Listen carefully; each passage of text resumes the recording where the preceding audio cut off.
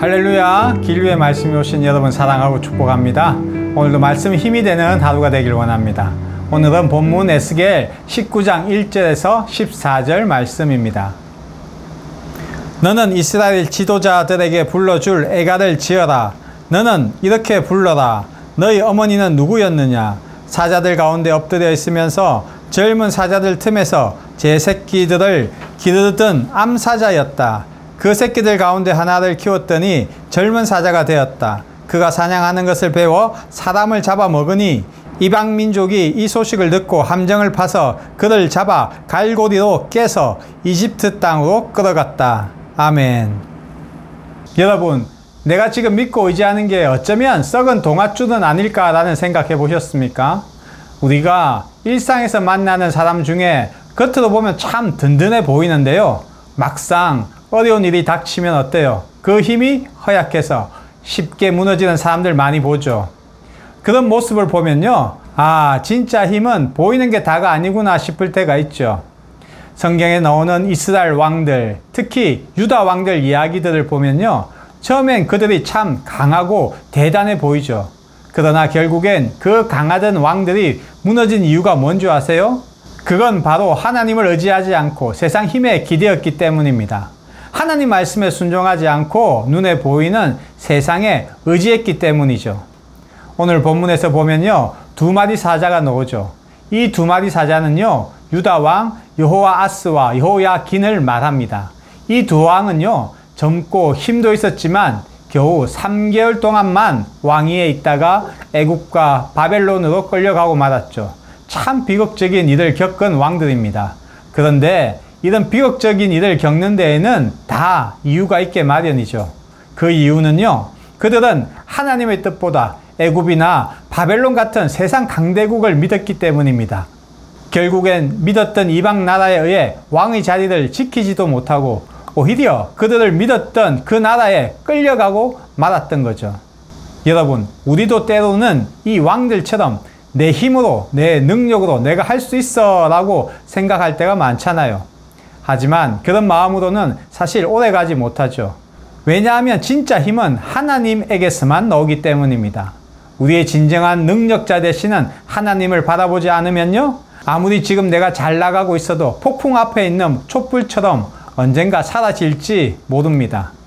여러분, 오늘 본문 하반절에는 포도나무 이야기가 나오는데요, 처음에는 참 아름답고 싱싱했지만요, 하나님을 떠나자 어떻게 되었습니까? 뽑혀져 땅에 던져지고 꺾이고 말라 불에 타버렸죠. 이 모습은 마치 우리의 삶과 같습니다.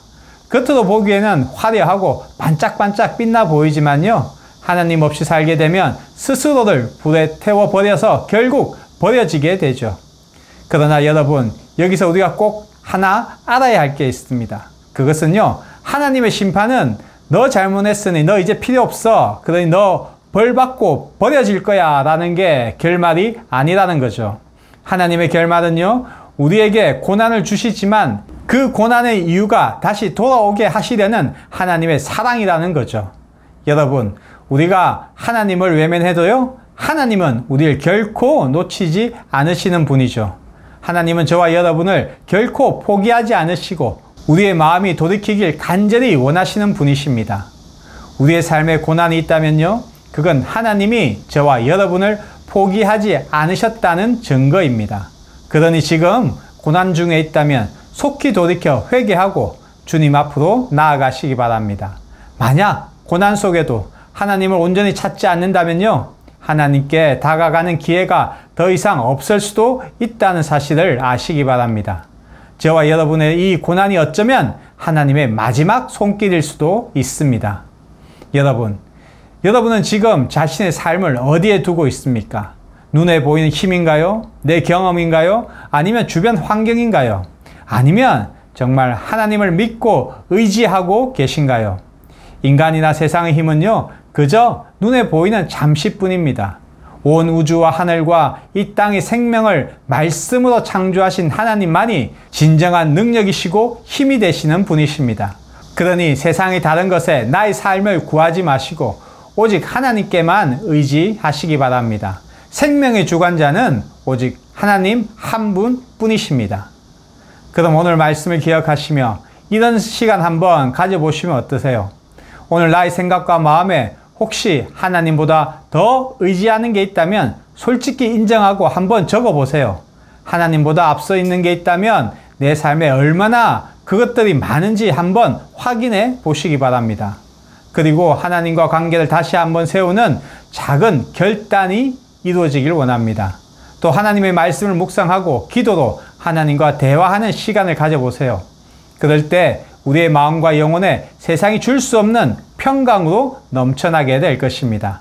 사랑하는 길류의 가족 여러분, 하나님은요, 우리가 완벽해서 사랑하시는 것이 아니죠. 우리의 연약함 속에서도, 넘어짐 속에서도 끝까지 우리를 사랑하시고 회복시키시는 분이십니다.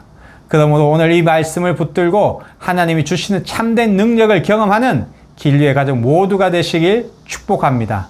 오늘도 힘내세요. 사랑하고 축복합니다.